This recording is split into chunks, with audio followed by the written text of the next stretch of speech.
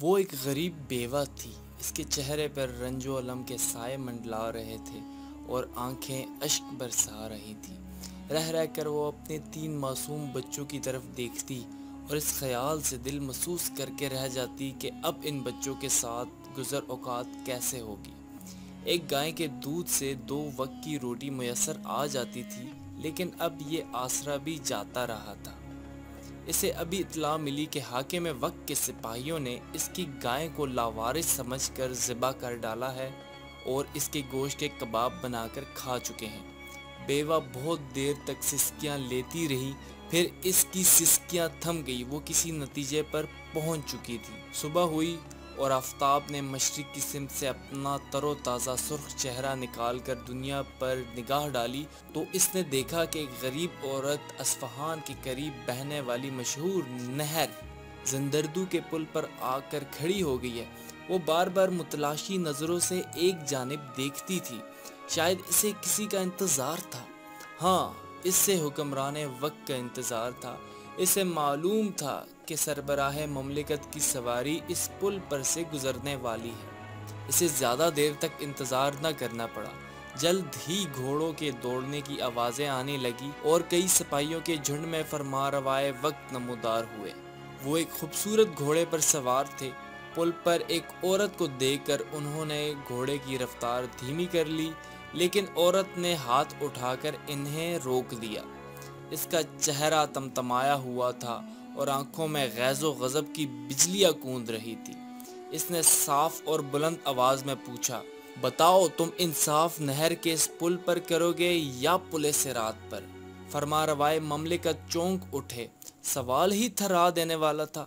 وہ گھوڑے سے اتر آئے اور کہنے لگے، اماں پل صراط کی طاقت نہیں ہے، میں انصاف اس پل پر کروں گا۔ آپ بتائیے آپ کے ساتھ کیا ظلم ہوا ہے؟ بیوہ نے اپنے ساتھ ہونے والی زیادتی کا حال بیان کر دیا۔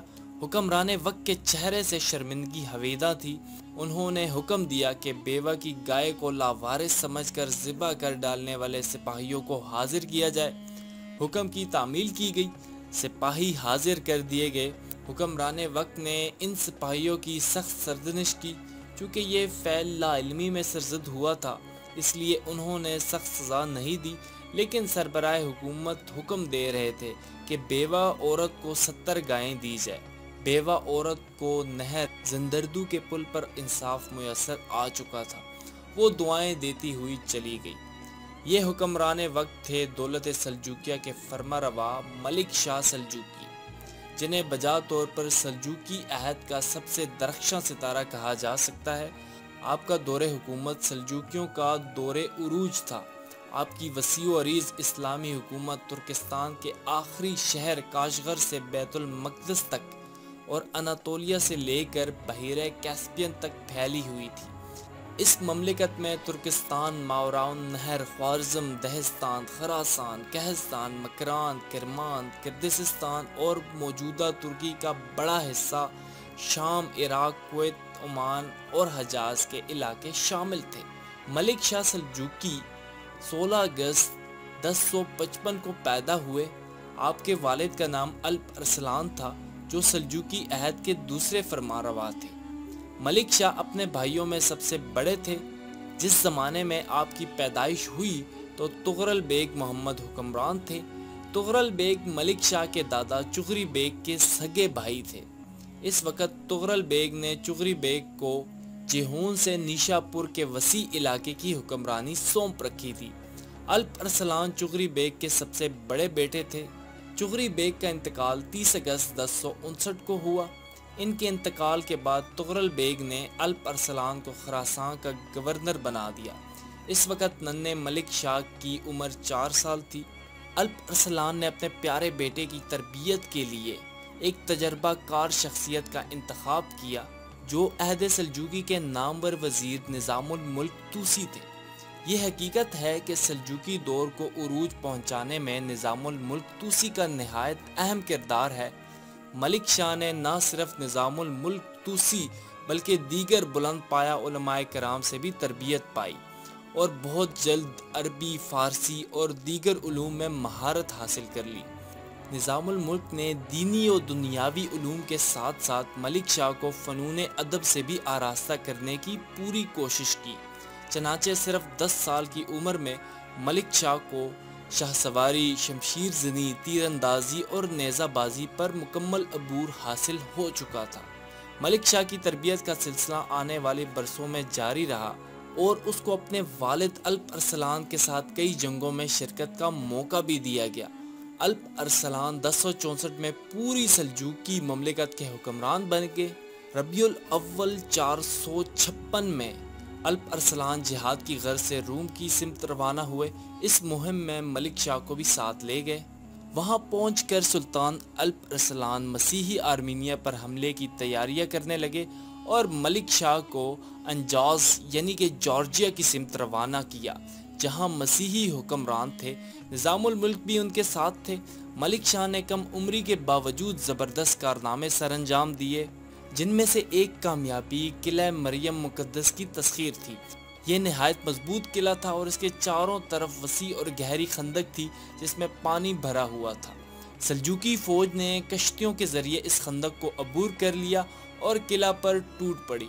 بڑی زبردست لڑائی ہوئی، لیکن مسیحی سپاہ اپنی جگہ مضبوطی سے جمی رہی۔ اس موقع پر قدرت کی مدد پہنچی اور شدید آندھی آ گئی، پھر زلزلہ آیا اور اس کی وجہ سے قلعے کی فصیل کا مشرقی حصہ منہدم ہو گیا۔ آندھی کا زور ٹوٹتے ہی مسلم فوج فصیل کے ٹوٹے ہوئے حصے سے اندر داخل ہو گئی اور قلعہ پر قبضہ ہو گیا۔ اس مہم کے بعد ملک شاہ اپنے والد کے ساتھ مسیحی آرمینیا کے خلاف جنگ میں شریک ہو گئے اور کئی معرکوں میں آپ نے اپنی شجاعت کے جوہر دکھائے۔ 24 نومبر 1072 کو الپ ارسلان کی شہادت کے بعد بار حکومت ملک شاہ کے کندھوں پر ڈالا گیا۔ اس وقت ان کی عمر صرف 18 سال تھی۔ مملکت کی بھاگ دوڑ سنبھالنے کے بعد انہیں سلطان العادل، جلال الدولہ اور ابو الفتح کے القابات دیے گئے۔ ملک شاہ کے والد سلطان الپ ارسلان نے قبل ازیں اپنی زندگی میں ملازگرت کی جنگ میں قیصر روم رومانس دیو جانس کو شکست فاش دی، جس کے بعد رومانس ان کا مطیع اور فرمانبردار بن گیا، لیکن رومی پادریوں نے مشہور کر دیا کہ رومانس بادشاہت کے لائق نہیں ہے۔ اس لیے رومی سلطنت پر میکائیل ہفتم نے قبضہ کر لیا اور قیصر روم کا اعزاز اب میکائیل کے پاس آ گیا۔ ملک شاہ کے حکمران بننے کے بعد میکائیل نے سرکشی دکھانا شروع کر دی۔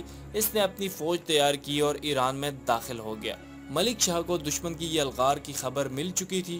انہوں نے فوری طور پر جہاد کا حکم جاری کر دیا۔ بجلی کی سی پھرتی سے فوج تیار کی اور رومی لشکر کے مقابلے میں پہنچے۔ یہ فاصلہ انہوں نے چند دنوں میں طے کیا۔ عام حالات میں یہ سفر ہفتوں میں مکمل ہوتا تھا۔ قیصر روم کو توقع نہ تھی کہ اسلامی لشکر اتنی جلدی مقابلے کے لیے آ پہنچے گا، اور مسلمانوں کی شجاعت اور بے خوفی سے وہ بڑا مرعوب تھا۔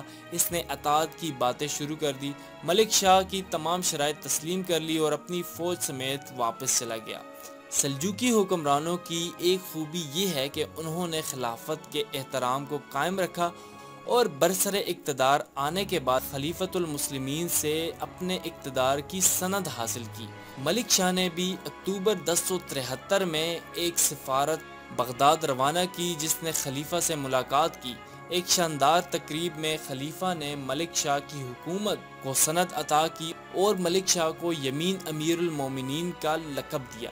اس کے بعد بغداد، عراق، عرب و عجم، ایران، ماوراء النہر، شام، حرمین اور بیت المقدس میں ملک شاہ کا نام بھی جمعے کے خطبے میں شامل کر دیا گیا۔ 1074 میں ملک شاہ نے سمرقند اور ترمز پر اپنا اقتدار بحال کیا۔ آپ کے والد سلطان الپ ارسلان کے دور میں ان کے ایک جرنیل عدس بن اوک نے شام اور فلسطین کے بیشتر علاقے فتح کر لیے تھے۔ ملک شاہ کے حکمران بننے کے بعد 1075 میں عدس نے دمشق کو بھی تسخیر کرنے کی کوشش کی، لیکن کامیابی نہ ہوئی۔ مارچ 1076 میں عدس نے ایک بار پھر دمشق کا محاصرہ کر لیا۔ 2 یا 3 ماہ بعد شہر والوں نے ہتھیار ڈال دیے اور دمشق میں بھی خلیفۃ المقتدی کا خطبہ پڑھا جانے لگا۔ ملک شاہ نے 3-4 شادیاں کی۔ ان کی وفات کے بعد ان کے 4 بیٹے برکیارک، محمد، سنجر اور محمود تھے، جن میں سے سانجر نے بعد میں حکومت سنبھالی۔ ملک شاہ کو ملک العادل کا خطاب بھی دیا گیا۔ جو ان کے عدل و انصاف سے بھرپور دور حکومت کا آئینہ دار ہے۔ ملک شاہ صاحب علم حکمران تھے، اچھا علمی اور ادبی ذوق رکھتے تھے، علماء کرام اور علم پرور شخصیات کی بڑی قدر کرتے تھے۔ مورخین کے مطابق ملک شاہ کو عربی اور فارسی نظم و نثر پر کمال کی قدرت حاصل تھی۔ ملک شاہ کے عہد میں امور مملکت انجام دینے کے لیے کئی شعبے قائم تھے۔ ان میں سے سب سے اہم دیوان وزارت تھا، جس کے سربراہ وزیر السلطنت یا وزیر اعظم کہلاتے تھے۔ ملک شاہ کے دور میں یہ منصب نظام الملک توسی کو حاصل رہا۔ اس شعبے میں سربراہ کے پاس وسیع اختیارات تھے۔ مملکت کی تمام آمدنی اور اخراجات کا حساب کتاب دیوان الاسقیاء کے سپرد تھا۔ ملک شاہ سلجوقی نے پوری مملکت میں تمام دریاؤں، نہروں، ندی نالوں پر حسب ضرورت مضبوط پل تعمیر کروائے، نہروں کا جال بچھایا، تعمیرات کے ضمن میں عظیم خدمات انجام دی، لاتعداد سرائیں، مدرسے، شفاخانے، پل، قلعے، یادگار مینار، مساجد اور دینی عمارتیں تعمیر کروائیں۔ اصفہان اور بغداد میں کئی عظیم الشان مساجد بنوائی گئی تھی، لیکن یہ مساجد زمانے کی دست برو سے محفوظ نہ رہ سکی۔ مورخین کہتے ہیں کہ سلجوقی جو عمارتیں بناتے تھے وہ نہائی بھاری بھرکم اور مضبوط ہوتی تھی اور ان سے ان کا وقار جھلکتا تھا۔ ان کے دور میں مساجد نمایاں ترین مقامات پر تعمیر کی جاتی تھی۔ ملک شاہ کی تعمیرات میں اصفہان کی جامع مسجد اب بھی موجود ہے، گو کہ اس کی اصل صورت میں خاصی ترمیم کی جا چکی ہے، لیکن اس کا ایک دروازہ اپنی اصلی شکل میں ابھی تک قائم ہے۔ آخر کار 19 نومبر 1092 کو ملک شاہ اس دنیا سے پردہ فرما گئے۔ ملک شاہ سلجوقی کی وفات صرف سلجوقی مملکت ہی نہیں بلکہ تمام عالم اسلام کے لیے بہت بڑا نقصان ثابت ہوئی۔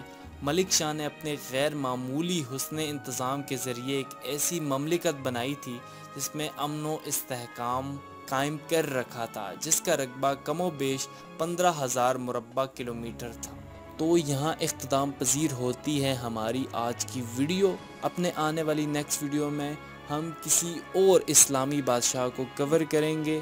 مزید اس طرح کی ویڈیوز کے لیے جڑے رہیے ہمارے چینل کے ساتھ، ویڈیو کو لائک کریں، چینل کو کریں سبسکرائب۔ ملتے ہیں نیکسٹ ویڈیو میں، تب تک کے لیے ہمیں اجازت دیجیے۔ اللہ حافظ۔